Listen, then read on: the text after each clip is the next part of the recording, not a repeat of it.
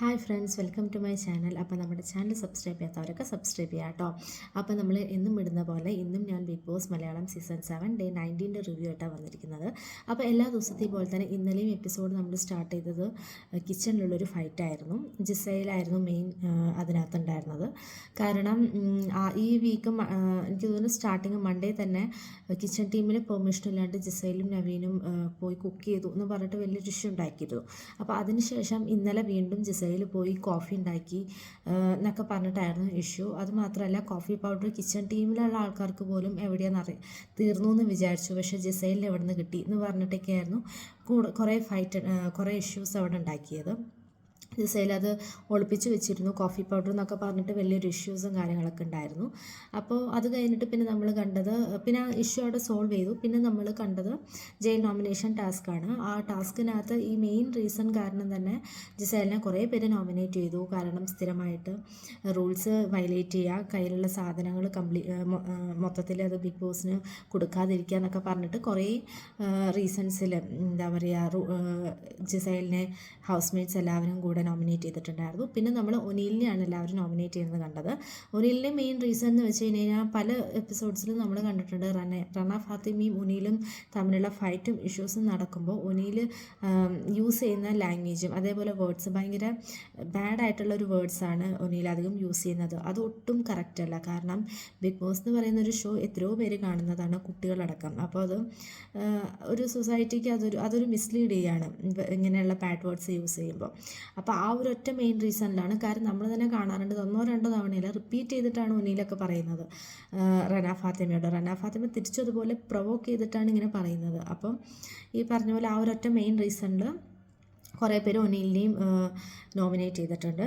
പിന്നെ അതിനുശേഷം ഇവർ ജയിലിൽ പോയി. പക്ഷേ നമ്മൾ മറ്റുള്ള എപ്പിസോഡ്സ്, ഇതിന് മുമ്പുള്ള ജയിൽ ടാസ്കിലൊന്നും ഇത്രയും ഡിഫിക്കൽട്ടായിട്ട് കഷ്ടപ്പാടുള്ളൊരു ജയിൽ ടാസ്ക് നമ്മൾ കണ്ടിട്ടുണ്ടാവില്ല. അധികം ചപ്പാത്തി പരത്തുക, കുക്ക് ചെയ്യുക, അങ്ങനെ എന്തെങ്കിലുമൊക്കെ ആയിരിക്കും. പക്ഷേ ഇന്നലത്തേന്ന് വെച്ച് കഴിഞ്ഞാൽ അത്യാവശ്യം നല്ലൊരു പണിയായിരുന്നു. എനിക്ക് തോന്നുന്നു ഇതന്നെ ഒരു 7ൻ്റെ പണി പോലെ തോന്നി. പക്ഷെ എന്നാലും അവർ ഒരു 5 മണിക്കൂറിൻ്റെ മുകളിൽ എടുത്ത് അത് മാക്സിമം അവർ കംപ്ലീറ്റ് ചെയ്തിട്ടുണ്ട്. എന്നിട്ടാണ് പിന്നെ അവർ കടന്നത്. അപ്പോൾ അത് നമ്മൾ കണ്ടു. നല്ലൊരു എനിക്ക് തോന്നുന്നു ഇങ്ങനത്തെ പോലത്തെ എന്താ പറയുക ശിക്ഷ ഇനിയും അടുത്ത ജയിൽ ടാസ്കിലൊക്കെ വേണ്ടി വരും. അപ്പോൾ എന്നാലെങ്കിലും ഇവർ ഈ റൂൾസ് ബ്രേക്ക് ചെയ്യാതിരിക്കുക, ബാഡ് വേർഡ്സ് യൂസ് ചെയ്യാതിരിക്കുക. അപ്പോൾ ഇങ്ങനെയൊക്കെ ചെയ്യും. ഇത്രയും കഠിനമായിട്ടുള്ള ഇത്രയും ഡിഫിക്കൽട്ടായിട്ടുള്ള ജയിൽ ടാസ്ക് കൊടുക്കുകയാണെങ്കിൽ എല്ലാവരും കുറച്ചും കൂടെ ടാസ്കിലും നന്നായിട്ട് ബിഹേവ് ചെയ്യാനൊക്കെ ഫോക്കസ് ചെയ്യുന്ന ഞാൻ വിചാരിക്കുന്നു. പിന്നെ നമ്മൾ കണ്ടിരുന്നത് ഇവർക്കൊരു ഹെൽത്തി ഗ്രോസറിയുടെ ഒരു അഡ്വർടൈസ്മെൻറ്റ് പോലെ ഒരു ടാസ്ക് ഉണ്ടായിരുന്നു. അതെല്ലാവരും നന്നായിട്ട് തന്നെ ചെയ്തു. അപ്പോൾ ഇതൊക്കെയായിരുന്നു മെയിനായിട്ട് ഇന്നലെ നമ്മൾ കണ്ടത്.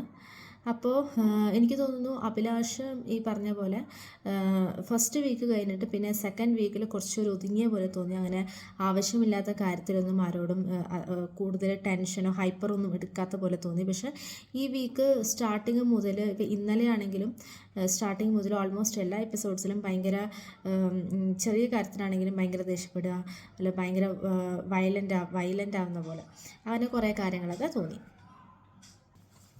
അപ്പോൾ ഇതൊക്കെയാണ് എനിക്ക് മെയിനായിട്ട് തോന്നിയത് അപ്പോൾ ഇന്നലത്തെ എപ്പിസോഡിൽ.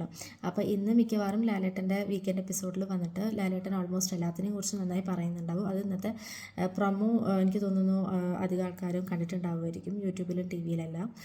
കാരണം ബിഗ് ബോസ് എന്ന് പറഞ്ഞിട്ട് അനീഷ് മിണ്ടാതിരിക്കുന്ന ആ ഒരു രീതിയിലാണ് ലാലേട്ടനും ബിഗ് ബോസിനോട് റിയാക്ട് ചെയ്യുന്ന പോലത്തുള്ള ഒരു പ്രൊമോണ് നമ്മൾ കണ്ടത്. അപ്പം മിക്കവാറും ലാലേട്ടൻ കഴിഞ്ഞ ആഴ്ചത്തെ അത്ര ഇഷ്യൂസും അതേപോലെ കിച്ചണിലുണ്ടായിരുന്ന ഫൈറ്റും പിന്നെ ബാഡ് വേർഡ്സ് യൂസ് ചെയ്യുക, അങ്ങനെ പിന്നെ റൂൾസ് ബ്രേക്ക് ചെയ്യുക, ഇതിനെല്ലാം കുറിച്ചിട്ട് എന്തായാലും ഡിസ്കസ് ചെയ്യും തന്നെയാണ് ഞാനും വിചാരിക്കുന്നത്. അപ്പോൾ നമുക്ക് വീക്കെൻഡ് എപ്പിസോഡിൻ്റെ റിവ്യൂ ആയിട്ട് നാളെ കാണാം. അപ്പോൾ നമ്മുടെ ചാനൽ സബ്സ്ക്രൈബ് ചെയ്യാത്തവരൊക്കെ സബ്സ്ക്രൈബ് ചെയ്യുക. അപ്പോൾ ഇത്രയേ ഉള്ളൂ. ബൈ.